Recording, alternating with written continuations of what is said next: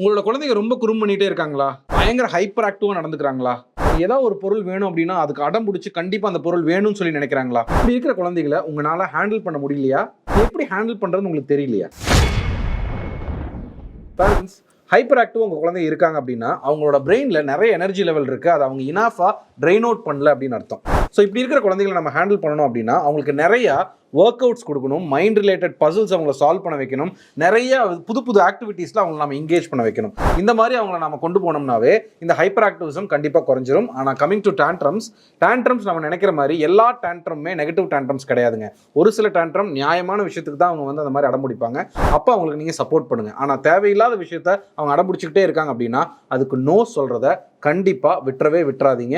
என்ன காரணமாக இருந்தாலும் அவங்களுக்கு அந்த நோ ஏன் சொல்லியிருக்கீங்கிறத பொறுமையாக புரிய வைக்க ட்ரை பண்ணுங்க. அதனால் இதை ரொம்ப கேர்ஃபுல்லாக ஹேண்டில் பண்ணுங்கள். ஸோ ஈஸியாக உங்கள் குழந்தைய இந்த பழக்கத்துலேருந்து உங்களால் மாற்றிட முடியும். தேங்க்யூ.